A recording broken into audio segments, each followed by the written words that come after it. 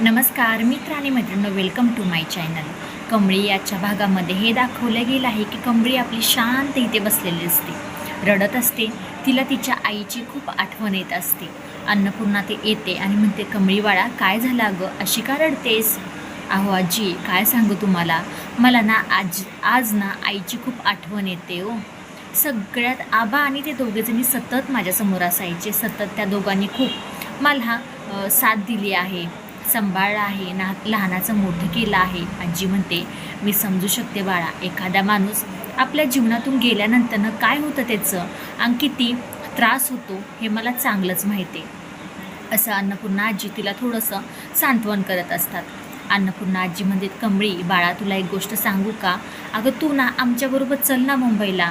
जराशी तू मुंबईला आलीस ना तेव्हा कुठे तुझं मन रमेल. ह्या सगळ्या काही गोष्टी तू दुःखाच्या विसरून जाशील आणि तू तू तू तुझा पुढचा प्रवास चालू करशील.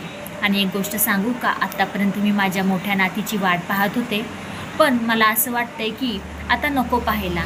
ज्या गोष्टी आपल्या नशिबामध्ये नाही आहेत त्याच्या मागे पळून तरी काय फायदा. शेवटी तूच माझी मोठी नात हो ना. आणि नाही ग, 4 दिवसासाठी नाही, पाहुणी म्हणून नाही ग, कायमची.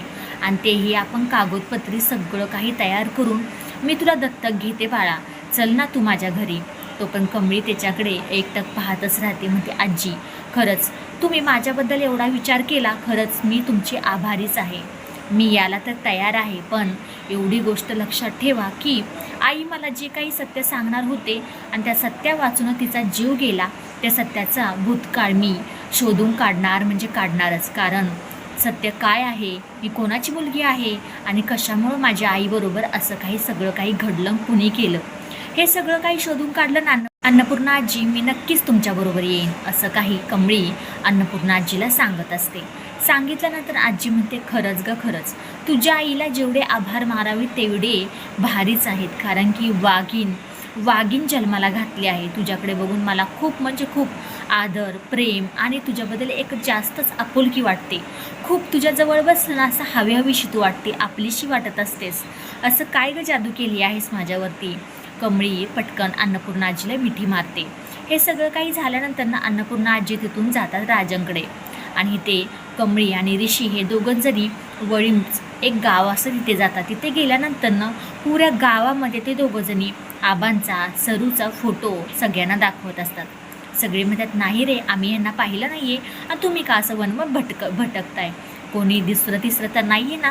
गावात कोणाला नुकसान किंवा हानी पोचवण्यासाठी तर आला तर नाही ना? आम्हाला तरी वाटत नाही तुम्ही हितला आहात म्हणून. कमळी म्हणते, नाही हो मावशी, आम्ही हितलं नाही आहे, पण आम्ही कोणालाही हानी किंवा कुठलाही त्रास देण्यासाठी. कमळी म्हणते, नाही हो मावशी, आम्ही कोणालाही इथे हानी पोचवण्यासाठी नाही आलोत, आमचं एक काम होतं. खरंच ह्या गोष्टीबद्दल तुम्ही आम्हाला मदत जर केली ना, खूप म्हणजे खूप आभारी आहोत तुमचे आम्ही. तोपर्यंत त्या मावशी म्हणतात, काय मदत करू आम्ही? तोपर्यंत म्हणतात ना, ह्या दोघांचा फोटो पाहिला आहेत का? ह्यांना कधी या गावामध्ये किंवा आसपासच्या गावामध्ये पाहिलं आहे का तुम्ही? तोपर्यंत त्या दोघीजणी म्हणतात, नाही ग, नाही. जर तसं काय असतं तर आम्ही सांगितलं असतं. तसंच पूर्ण घराघरी प्रत्येक माणसाला गणेश विचारत असतात ते. आणि एक आजी आणि आजोबा असतात, ते आबांचे खूप खास मित्र असतात. तिथे जाते आणि कमळी आणि ऋषी तिथे गेल्याच्या नंतर ना कमळी आबांचा आणि गौरीचा फोटो म्हणजे सरूचा फोटो दाखवतात. तोपर्यंत त्या आजी म्हणतात, आता तरी ही पोरगी सुखी आहे का गं?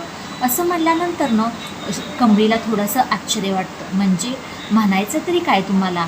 अगं खूप हिची फरफट झाली, माहिती आहे का तुला? आणि ही तर ना आबांचीच पोरगी आहे. ह्या गौरीला ना आम्ही लहानाचं मोठं झालेलं पाहिलं आहे.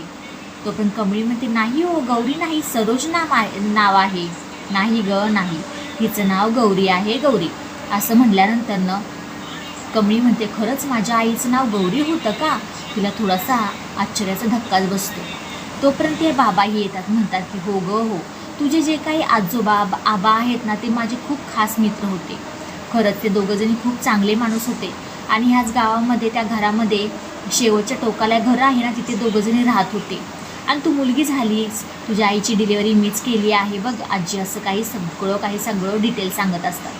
त्यामुळे ऋषी आणि कमळीच्या हाती कुठे धाकादौरा आत्ताशी लागलेला असतो. कमळी आणि ऋषीला तर कळालेलं असतं सरोज नाही, गौरी नाव आहे म्हणून. बघूया नक्की अन्नपूर्णा आणि राजन हे दोघंजणी त्या गावाला याला निघालेले असतात. तिथे आल्याच्या नंतर ना अन्नपूर्णा राजन तिथे त्या घराच्या बाहेर उभे राहतात. राजन म्हणतो, आई अगं तुला माहिती आहे का, ह्याच घरामध्ये गौरी, आबा, मी आणि तुझी मोठी नात राहत होतो. ह्या सुखी संसारामध्ये कोणाची नजर लागली काय माहीत, काही कळायला मार्ग नव्हता. आणि असं कसं घडलं माझ्या हातून, मी खूप म्हणजे तिच्यावरती अत्याचार केला आहे असं मला वाटते गौरीवरती.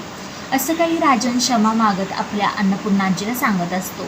येणाऱ्या भागामध्ये आपण पाहूयात की कमळी, ऋषी, राजन, अन्नपूर्णा आजी हे सगळेजण एकत्र येऊन सत्याचा उलगडा होईल का?